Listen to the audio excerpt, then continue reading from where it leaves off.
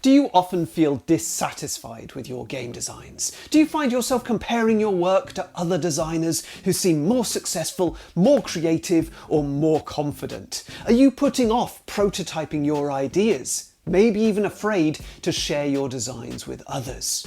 If so, perfectionism might be holding you back. In this video, I'm giving you permission to make bad games. Yesterday, Facebook reminded me of a memory from October the 17th, 2014, where I reflected on my first ever pitches at the Essenspiel board game convention.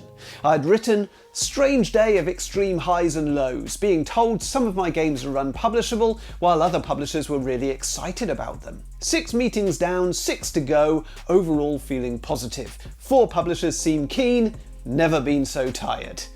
And exactly a decade later, I have 10 published games and more in the pipeline. So that sounds productive, right? 1 game a year. But this only tells part of the story. The truth is that while I've created 10 games which have been deemed good enough to publish, I've almost certainly created 10 times that many which weren't of a similar standard. In fact, many of them were very bad indeed. A low point was the dexterity game, What Has She Been Eating?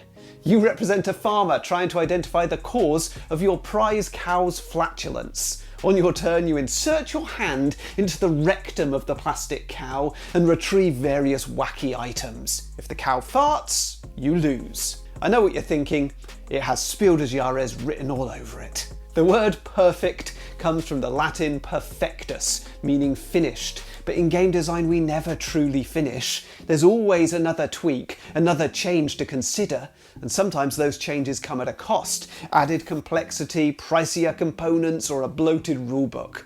And when we're so emotionally invested, it's hard to tell if those tweaks are actual improvements or just taking us further from success.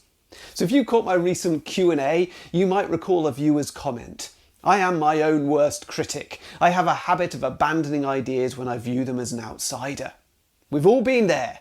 An idea in your head feels brilliant, but as soon as it becomes a prototype and you put it out in front of real players, it starts to break down. It's flawed, it's unbalanced, and it's full of unintended consequences. It's a literal cow's bum.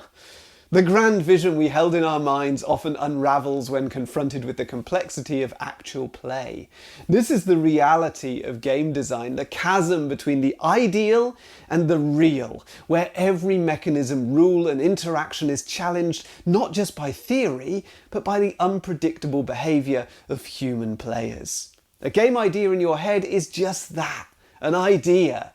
You could sit on that concept for weeks, months, or even years, but until you make it and put it on the table, it's not a game, and it isn't getting you any closer to realising your goals. This is the secret to becoming a successful designer. Your first prototype is meant to be bad. And not just your first one, probably your second, your third, and your fourth ones too. That's not a sign of failure. That's simply how it works for all of us. We are frequently a terrible judge of the quality of our own designs, and the more we stress over finding perfect mechanisms, the more elusive they become. You've heard the phrase analysis paralysis, right? Well, the crazy thing is, searching for perfection is entirely futile anyway. There's no such thing. It's all subjective. What's perfect for one player might be boring for another, and what's too simple for a veteran gamer might be just right for someone new to the hobby.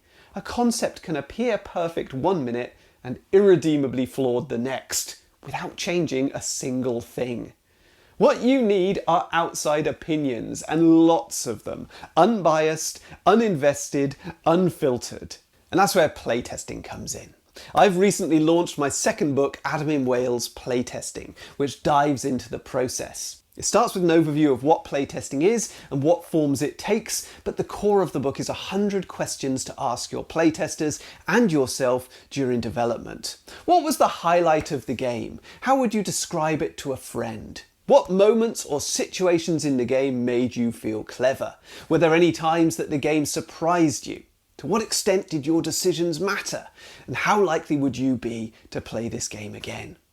These kinds of questions help you to see your game through the eyes of others. Playtesters don't have the same emotional attachment that you do, so they can give you honest, unbiased feedback. Now, sometimes their feedback might feel harsh, especially when you're emotionally invested in a particular aspect of your game, but the goal isn't to protect your ego, it's to make the game better. So one of the biggest benefits of playtesting is that it helps you to detach emotionally from your game. It's hard to hear that your favourite mechanism isn't working, or that players find a particular section of the game boring, but over time, with enough playtests, you'll start to see your game more objectively. You'll be able to make changes without feeling like you're losing a part of yourself in the process. The feedback you receive will point you in the right direction. It will guide the evolution of your game, making it better with each iteration. There'll come a point in the development of your game where after many amendments and alterations, you start to hit diminishing returns. Where in the early stages of playtesting, each adjustment was improving the game by 50% or more, now you're putting in the same effort, but only improving the game by 1%, or not at all. If your game is 99% of the way there, or even 90% or 85%, it's not perfect, but it's probably good enough. It's time to put it in front of a publisher. If you feel compelled to create something perfect and it's holding you back, try to look at your project through a wider lens. When you're totally engaged in the act of creating, your game can feel like the most important thing in the world. Well, it isn't. It's great that you're passionate, it's fantastic that you care, but the real pleasure is the process of making something. Dispense of the pressure to produce something exceptional and you'll feel more able to savour the creative process. As Voltaire put it, perfect is the enemy of good. Every great game started as a rough prototype. Pandemic, Wingspan, Gloomhaven, Tigris and Euphrates, I guarantee their earliest versions were full of bad ideas, imbalances and flaws. The designers of those games succeeded because they didn't let analysis paralysis hold them back. If they got stuck, they kept making more games. Now you might be thinking, but what if my game really, truly sucks? What if it's beyond saving? Well, my advice is, playtest it anyway. A bad game in physical form is 100 times more valuable than a brilliant idea that never sees the light of day. When I look back at some of my worst designs, I don't see them as failures. I see them as stepping stones that led me to where I am now. And you can't skip those steps. Every bad game brings you closer to creating a good one. Don't treat game design as a means to an end. If you set out to win awards or make $1 million, you'll always be unsatisfied. Treat game design as an experiment and you'll never fail. You'll learn what mechanisms work and which ones don't, which rules engage players and which ones fall flat, and you'll be able to retain and revisit the best elements in future designs. But none of that happens if you never bring that rough idea to the table. And if you're looking for structure in your playtests, consider picking up my book, Adam in Wales Playtesting, available worldwide, exclusively on Amazon as a paperback or ebook. And if you've already got it, thank you so much. Please consider leaving me an Amazon review to help others find it too. And if you're ready to take your first step into board game design, check out this video next.